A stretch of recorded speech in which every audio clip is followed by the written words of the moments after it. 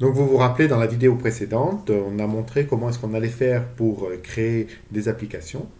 Ces applications, on a vu qu'on allait les créer en Java. On a vu qu'une application était constituée de vues sous la forme de fichiers XML qu'on avait appelés des layouts. Et ces vues sont contrôlées, on avait dit, par des classes en Java. Ces classes en Java sont appelées des activités. Des activités, pour simplifier, on pourra dire que ce sont des classes écrites en Java qui contrôlent les vues. L'idée de ces activités, c'est de venir récupérer des widgets sous forme d'objets pour pouvoir les manipuler. Ces activités, elles sont caractérisées par un état. À chaque fois qu'une activité passe d'un état à l'autre, on peut réagir à un événement par l'intermédiaire d'une méthode liée à son état. Vous vous doutez évidemment que le système d'exploitation Android va devoir gérer un ordonnancement de ces différents états, et c'est ça qu'on appelle le cycle de vie des activités. En général, ce cycle de vie des activités, on le retrouve très présent dans la littérature et les aides un petit peu partout sur Internet, sous la forme de ce graphique, ou d'un graphique équivalent à celui-là, qui montre les différents états et les différentes et l'ordonnancement de ces différents états. Donc on voit que quand l'utilisateur va manipuler l'application, en réalité, il va vouloir ou pouvoir quitter donc une activité de son application ou y arriver ou arriver dans une nouvelle activité de son application. Et pour ça, les différentes activités vont traverser plusieurs états symbolisés par le cycle de vie schématisé dans la figure qu'on est en train de regarder ici. Donc lorsqu'on a créé avec Android Studio, je vous avais invité à créer une empty activity, un projet de type empty activity. Ça, on avait vu qu'Android Studio avait créé un certain nombre de codes, et parmi ces codes, une classe en Java qu'on avait notée, c'était la classe main activity, qui devait étendre, on avait dit, au moins activity, et puis j'avais montré le petit code qui était généré. Ce code généré, j'avais expliqué que ici, le sendContentView était là pour venir faire la liaison entre la classe Java qui venait le contrôler et la vue qui était décrite dans ActivityMain, sous-entendu .xml. Donc ici, qu'est-ce qu'on note? On note qu'on est en train de venir surcharger une méthode onCreate en lui passant en paramètre un bundle et simplement en faisant rien de spécial, juste en lui disant ben voilà, je veux aller lier avec cette activité, avec cette vue, on voyait, le résultat était que on voyait dans l'application le contenu des éléments qu'on avait placés dans ActivityMain. Alors, regardons en détail comment ça se passe du point de vue des activités.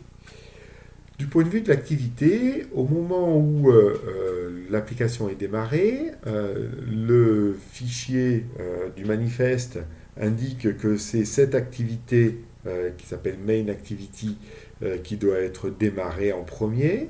Et lorsque le système d'exploitation Android va placer donc l'activité main activity avec un attribut, un état de créer. Lorsqu'on est dans l'état créé, alors la méthode associée à cet état créé est la méthode onCreate. Et donc l'activité, à ce moment-là, elle est prête à être initialisée. Le paramètre bundle qu'on va placer permet de récupérer un état, éventuellement sauvegarder. Attention, il faut avoir fait une sauvegarde explicite pour pouvoir récupérer quelque chose. Une fois que l'activité main activity, si c'est la première, a été créée, ensuite elle va passer dans un état démarré. Dans cet état démarré, elle va donc pouvoir associer à cet état démarré une méthode, un événement start. Et donc, on va pouvoir, ce n'est pas obligatoire, mais on peut surcharger l'événement onStart. L'événement onStart, il est donc appliqué lorsque la vue devient visible aux yeux de l'utilisateur. Elle est visible, mais ce n'est toujours pas possible pour l'utilisateur de réagir avec cette vue. L'utilisateur pourra interagir avec cette vue lorsque l'activité deviendra accessible, et à ce moment-là, on pourra passer dans la méthode onResume. Donc à ce moment-là, l'utilisateur peut interagir avec cette vue. Et une fois que c'est fait, l'activité est en fonctionnement, on dit qu'elle est run, elle est en train de fonctionner. Et là, il n'y a pas de méthode spécifique pour indiquer qu'elle est en train de fonctionner. Au contraire, donc, si l'utilisateur ne fait rien pendant un certain laps de temps, le système d'exploitation va décider de passer l'activité en pause, et donc l'utilisateur ne pourra plus interagir à ce moment-là avec la vue. Donc, nous, on peut quand même surcharger la méthode onPause pour pouvoir réaliser quelque chose au moment où l'utilisateur ne peut plus interagir avec la vue.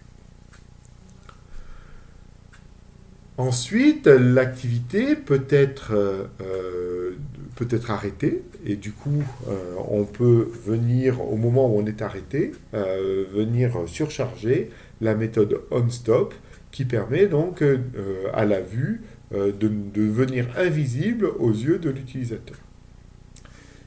Et enfin, l'activité, avant d'être détruite, va pouvoir passer dans une méthode onDestroy, qui indiquera que l'activité est prête à être perdue. Et vous voyez qu'il y a quand même des passerelles. Lorsqu'elle est onPause, l'activité, elle peut revenir sur le onResume. Ça, c'est le cas, par exemple, lorsque j'ai mon téléphone qui s'est mis en veille pour ne pas user la batterie, par exemple, et ne plus afficher l'écran.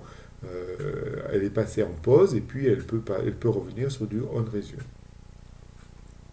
Si elle était en stop, à ce moment-là, elle peut être redémarrée directement en passant dans une méthode onRestart, juste avant de passer dans une méthode onStart. Et puis, si j'ai retourné mon téléphone, par exemple, elle était complètement arrêtée, le processus a été tué, et là, si j'ai basculé mon téléphone du mode portrait à un mode paysage, simplement, donc l'activité a été killée, les processus ont été killés, ont été tués, et donc je suis obligé de recréer une nouvelle activité avec éventuellement une nouvelle vue, la vue qui pourra être celle qui est associée à la vue en paysage au lieu d'être associée à la vue en portrait.